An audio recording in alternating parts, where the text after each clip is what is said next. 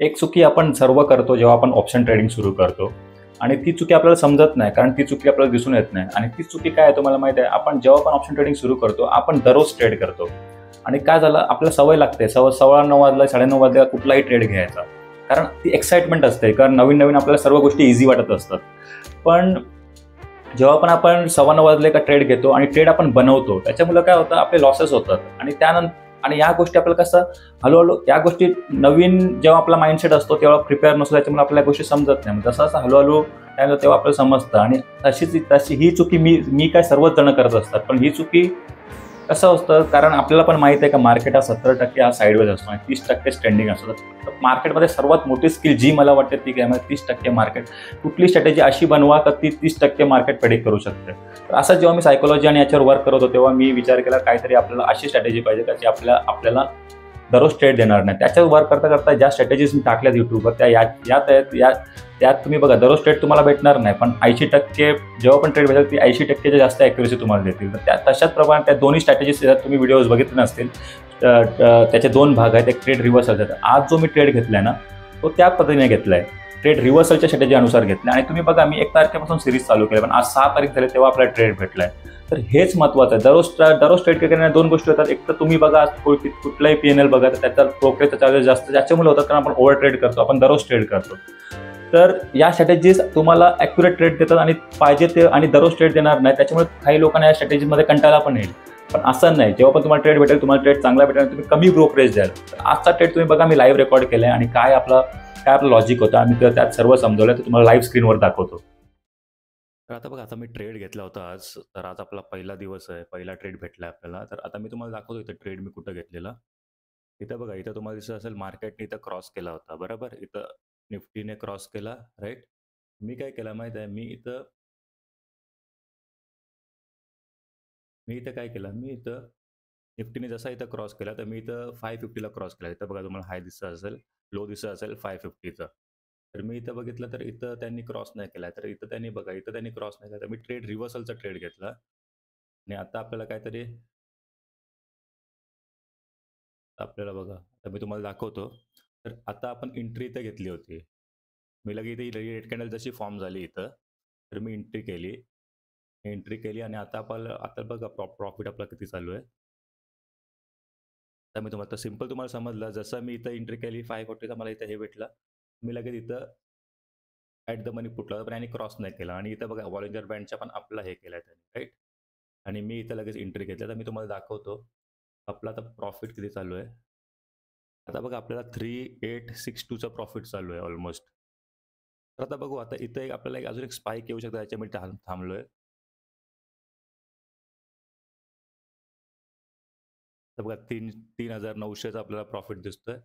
तर आपण बघू, आपण या ट्रेडला थांबू. आता आपला स्टॉप लॉस इथं होता. पण स्टॉप लॉस आणलेला हा स्टॉप लॉस आपण अजून इथं आणणार आहे 1-2ला, राईट. तर आपण आता स्टॉप लॉस कुठं आणू माहिती आहे. तर मी आता स्टॉप लॉस तुमच्यासमोर ट्रेल करतो.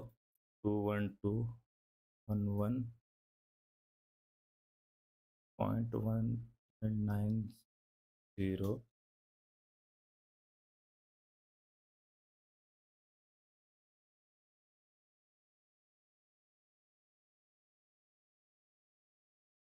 आता आपला स्टॉप लॉस एकदम या लेवलला आहे.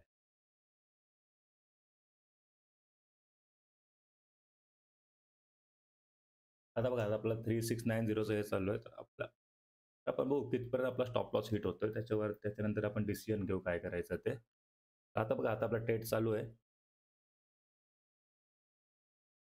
कारण मी सकाळी लगेच झोपलो ट्रेड घेऊन, त्याच्यामुळे मला ते ट्रेड हे करायला भेटलं नाही, पण इट्स ओके.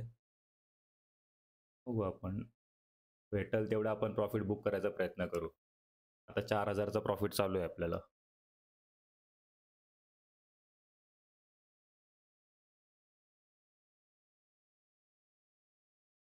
तर ही कॅन्डल ब्रेक झाली, 74 आला होता.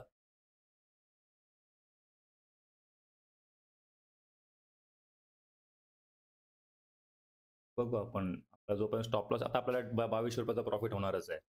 आपण ट्रेलिंग करून ठेवलेलं आहे. मला असं वाटतं या लेव्हलचे 167 वगैरे तर त्याने स्टॉप लॉस घेतला ना, आपल्याला एक चांगला मोमेंटम इथं भेटेल. ठीक आहे, आपण बघू. तर बघू आता काय होतंय. ती 4,000चा प्रॉफिट दिसतोय आता. एक अशी चांगली कॅन्डल फॉर्म झाली तर एक चांगला कॅन्डल आपल्याला भेटू शकतं. तर बघू काय होतंय ते मी तुम्हाला दाखवेन.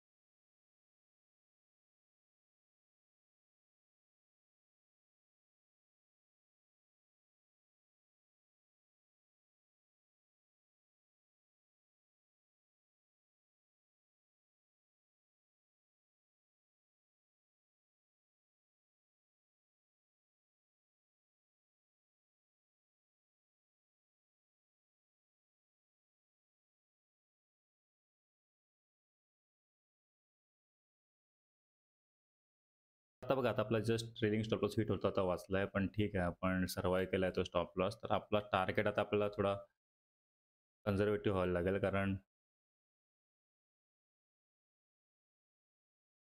कारण आपण ट्रेडच्या अगेन्स्ट ह्याच्यामुळं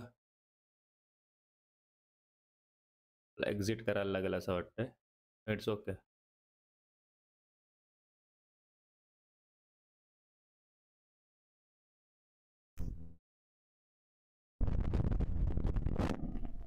बघू काय होतंय.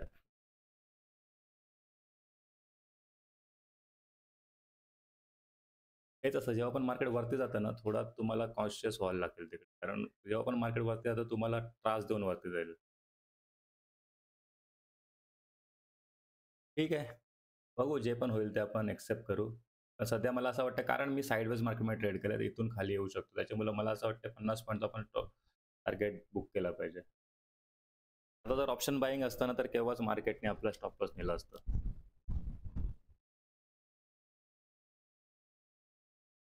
ठीक आहे, एक्झिट कर.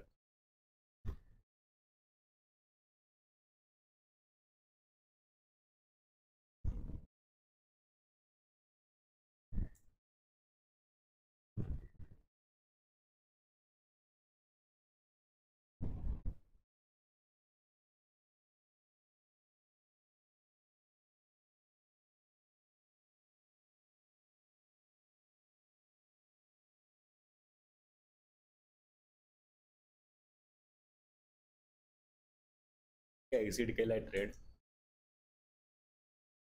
तुम्ही थोडा आता खाली केला आपण किती ऑर्डर्स 200 ला केलंय. ठीक आहे 40 पॉईंट 44 पॉईंट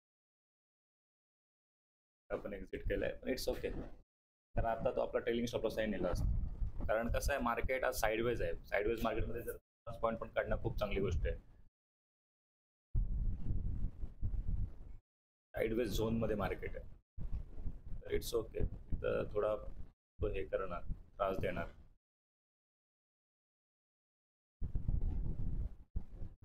हे बघा आपण जसं एक्झिट केलं तिकडून मार्केट वरती आहे. हेच असतं केव्हा केव्हा काय काय गोष्टी निर्णय घ्यायला लागतात. ठीक आहे एकच स्ट्रॅटेजीवर ट्रेड करू आणि आपण बघू एक रिव्हर्सल आहे आणि एक ही आहे. तुम्हाला पण स्ट्रॅटेजी माहिती आहे. त्या हिशोबात आपण ट्रेड करू आणि बघू काय होतं. ओके.